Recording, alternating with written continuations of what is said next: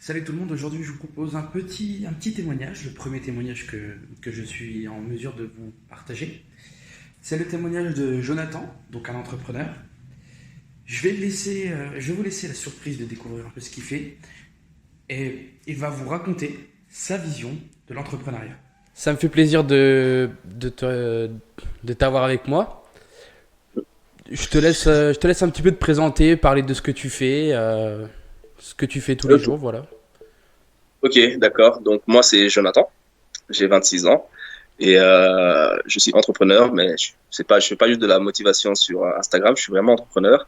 Je dirige une agence web. D'ailleurs là c'est le bureau, vous voulez voir. Et c'est une agence web qui fait vraiment beaucoup de choses. C'est plutôt une agence digitale. Donc c'est à dire que je fais de la création de site internet, de la gestion de contenu, de la création de stratégie sur Instagram, sur les réseaux sociaux, digital de manière générale. Mhm. Et voilà, donc je suis très très axé entrepreneuriat. Ça fait 5 ans que je suis dans l'univers entrepreneurial. Je suis diplômé en gestion de projet informatique et je donne des conseils sur Instagram du coup. Au départ, c'était de la citation et maintenant, je me dirige plus vers mon corps de métier, des choses qui m'intéressent vraiment. Donc, c'est vers le marketing digital maintenant. D'accord, ouais, c'est assez chargé du coup. Ouais. Et ça t'est venu comment? T'as eu quel parcours avant de te lancer? Est-ce que t'as fait des études liées à ce que tu fais ou ça t'est venu comme ça Bah, en fait, l'entrepreneuriat, je suis tombé dessus il y a 6 ans maintenant, quand j'avais 20 ans. On m'a proposé de lancer une marque de vêtements. Mhm. J'ai accepté en même temps que j'étais à l'université. Et du coup, première aventure entrepreneuriale qui allait beaucoup plus loin que je le pensais. C'est-à-dire que on a fait, désolé, on a fait pas mal d'événements. On a été pris par des incubateurs. On a été suivi par pas mal de structures. Et du coup, c'était ma première aventure. Et puis ensuite, j'ai repris des études en gestion de projet informatique. D'accord. Donc là, j'ai un bac plus 4 en gestion de projet informatique parce qu'il faut quand même un minimum de connaissances quand on gère une agence web. Et du coup, j'ai fait ces études-là et ça fait maintenant 1 an et demi, plus ou moins 2 ans que j'ai l'agence. D'accord, ouais, c'est pas mal du coup. Et, et du coup, ça se passe comment pour toi au niveau de tous les jours? Les difficultés que tu peux rencontrer ou que tu as déjà rencontrées, si tu as déjà eu des soucis, baisse de motivation, ou alors si c'est vraiment quelque chose qui est en toi, qui t'as vraiment envie de faire ça et que du coup t'es prêt à te battre. Il y a jamais eu de moment où tu as voulu baisser les bras ou c'est jamais arrivé? On va pas se mentir, il y a beaucoup de moments où on veut baisser les bras. Alors, c'est sûr et certain. Même si on a une grosse motivation, même si on sait ce qu'on veut faire, il y a des moments où on a envie de baisser les bras parce que c'est dur, simplement. Ouais. Et ça se passe très rarement comme prévu, pour pas dire jamais. Mhm. Donc, quand on est une personne qui est pas flexible ou bien qui est trop stressée par le fait que les événements se passent pas comme prévu, c'est difficile. Mais en même temps, c'est là la beauté du truc, c'est que quand on arrive à quelque chose, à atteindre un objectif, ça vaut les échecs, ça vaut tout le stress Mhm. qu'il y a eu avant. Donc, ouais, j'ai eu plein de moments où je voulais pas abandonner, mais où je voulais rien faire, tout Ouais. simplement. Mais Et après, ça m'arrive tout le temps. ce qui a l'air d'être bien dans ton cas, c'est que, comme tu le dis, ça s'est passé vite, il y a tout qui s'est enchaîné. C'est pas une décision que tu as prise toi-même dès le départ de te lancer là-dedans. Enfin, tu t'attendais peut-être pas à ce que ce Ouais, soit aussi gros. ouais, Et, ouais. et ça, c'est plutôt pas mal parce qu'on en voit beaucoup qui veulent se lancer, qui voient beaucoup trop grand dès le début. Et ça, Ouais, ouais. c'est quelque chose que je reproche un peu à tout ce qui est. Tu vois, les chambres de commerce qui font souvent des réunions pour parler un peu d'entrepreneuriat, tout ça. Ouais. T'as fait ce genre de truc ou pas, toi? Ouais, j'ai fait ça, j'ai fait ça. Ça t'a servi à quelque chose Au début, au début?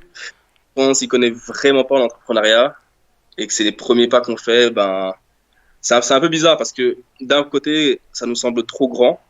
Donc, ça nous semble inatteignable parce que, enfin, toutes les choses qu'il y a à faire, tous les trucs qu'il y a à mettre en Hmm. place, toutes les choses qu'il y a à comprendre, etc. Ça nous semble vraiment énorme. Mais après, on se rend compte que c'est très répétitif. Donc, enfin, voilà quoi.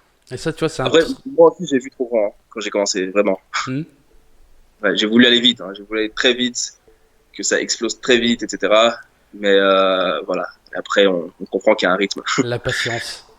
Mais Ouais, ça, tu vois, c'est un truc que j'ai tendance à reprocher à ce genre de formation, c'est que on parle toujours tout de suite tout ce qui va être aspect financier, des compétences à avoir. On parle pas assez de ce qu'on veut vraiment, en fait, du côté plus humain.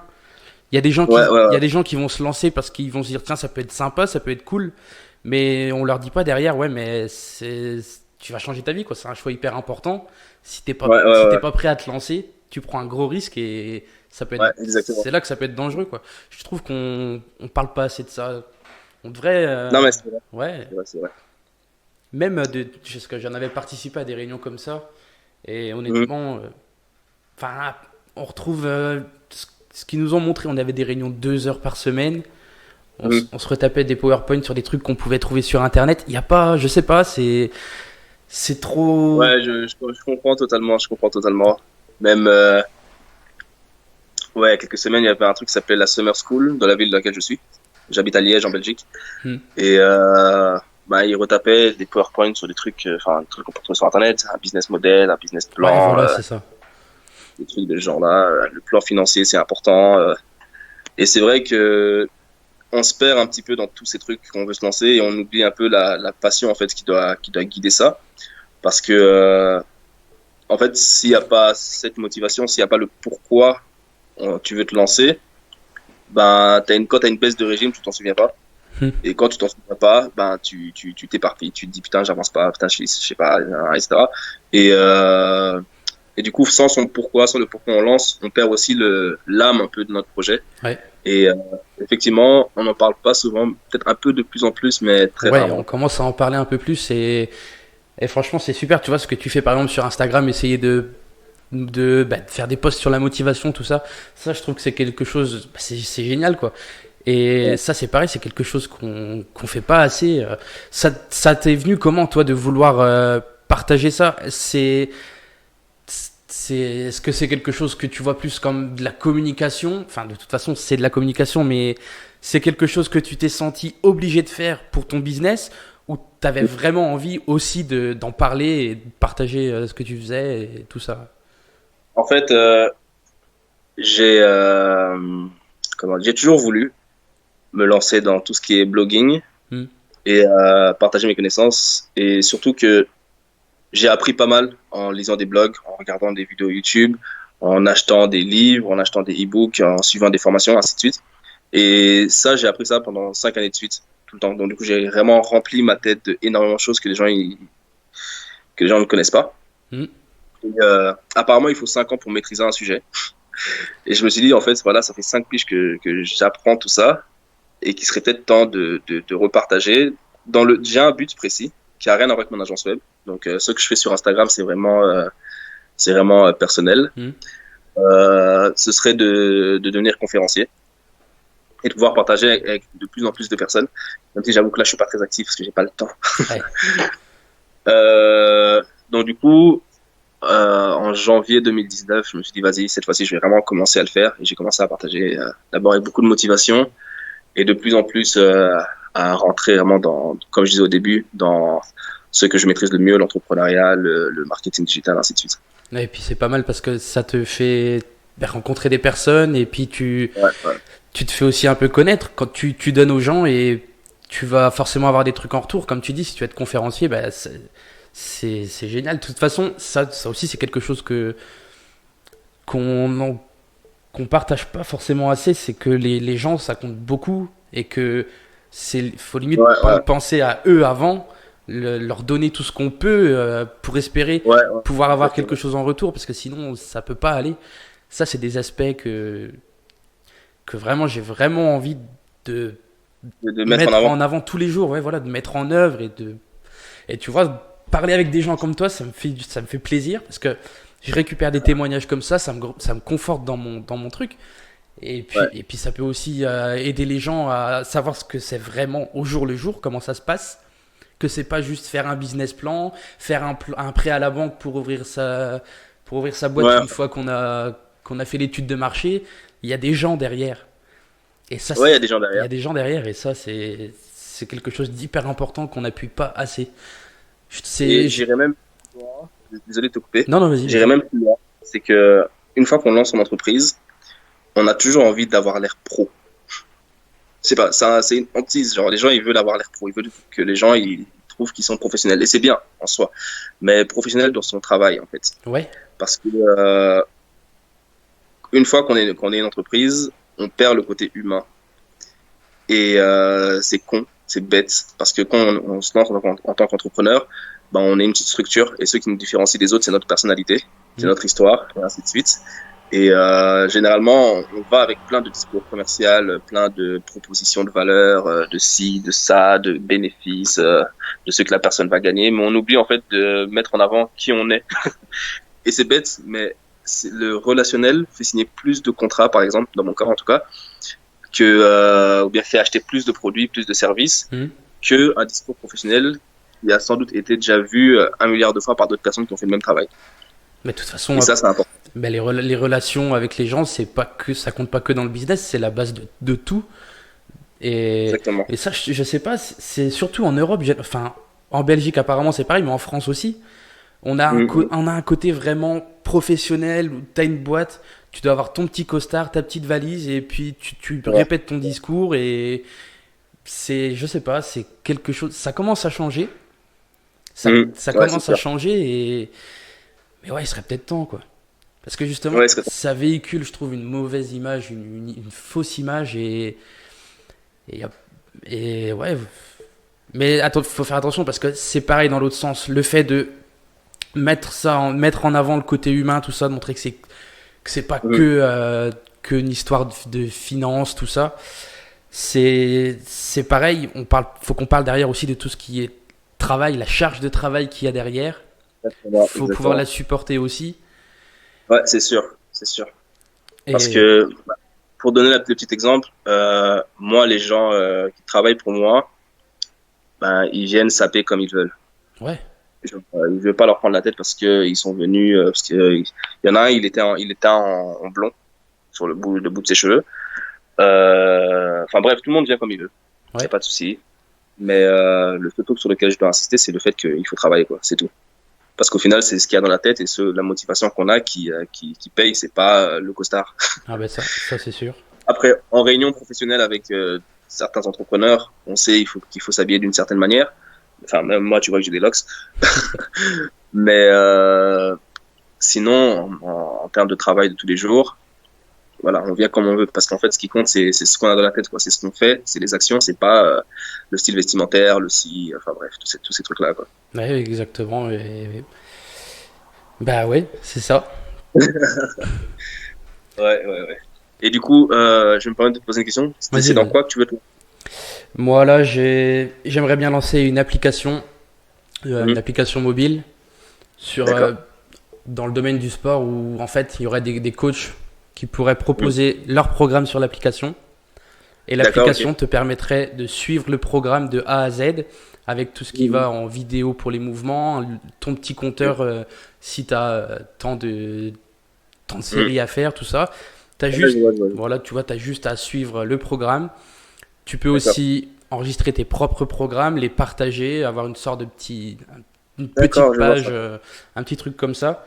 Et le but derrière, c'est qu'en fait, l'application, ce soit la base de quelque chose de plus grand. Pouvoir derrière construire quelque chose, une communauté autour, avec des gens, je sais pas, organiser des événements, faire des défis, des petites vidéos comme ça, monter vraiment quelque chose autour de ça, créer une communauté. Et puis pourquoi pas aller encore plus loin après. Là, il y a tout ce qui est yoga, méditation, ça commence à monter. Il y a plein de possibilités après derrière et j'ai envie de construire un truc à partir de ça en fait. Et voilà quoi, j'ai envie de me lancer là-dedans. C'est sympa dans le sens où le coaching sportif et tout ce qui est mouvement où il faut avoir le corps sain, etc., bien manger, etc., c'est quelque chose qui avance pas mal ces derniers temps. Et il y a de plus en plus de coachs sportifs. Et même moi, j'ai déjà eu des coachs sportifs, en tout cas un coach sportif en tant que client. Et il a dû développer sa propre application. Ouais. Et ce qui est sympa là-dedans, c'est que une application peut regrouper le programme d'un coach sportif. Donc, c'est-à-dire qu'il peut dire à ses clients, allez sur cette application, tapez mon nom, vous allez avoir mon programme. Ouais. Et après, il peut avoir un système de paiement, etc., d'abonnement. Et et tu prends un pourcentage dessus. C'est ça. C'est quelque chose qui est assez sympa et je pense que franchement, vu le nombre de coachs sportifs, même sur Instagram, ça pourrait être sympa. Ouais, et puis tu vois, derrière, c'est pareil, le milieu du sport, c'est un milieu où il y a beaucoup de valeurs aussi, de motivation. Donc c'est pareil, on peut toujours apporter quelque chose, apporter autre chose que juste un programme, apporter du contenu qui va pouvoir coacher les personnes, mais sur leur état d'esprit, tout ça et tout ce qu'il y a de tout ce qu'on peut apporter derrière, c'est ça qui me. Et là, j'ai la tête qui est en ébullition. Je comprends. Et ouais, j'attends que ça de pouvoir me lancer et puis de partager tout ça, quoi. T'as des connaissances en développement ou bien? En développement web, et je bosse en ce moment, je suis développeur en web et appli mobile. Ok, d'accord, sympa. Et là, du coup, j'attends qu'une chose, c'est de pouvoir. Là, j'essaie de me faire des revenus à côté pour pouvoir bosser à fond sur mes trucs, quoi. En fait, j'avais pas vraiment de questions à la base, tu vois, je voulais juste échanger comme ça et voir comment ça allait se passer et ça fait plaisir. Ça me fait. Non, mais c'est super de voir qu'il y a des gens qui sont volontaires pour partager leur expérience et puis. Je pense que c'est cool, je pense que c'est une bonne idée. Je voulais le faire aussi à partir de mon Instagram, faire des lives justement avec d'autres personnes qui sont dans l'entrepreneuriat. Et surtout, ça me prendra moins de temps que de créer des posts. Ouais. Et ça apporte plus de valeur, tu vois. Parce que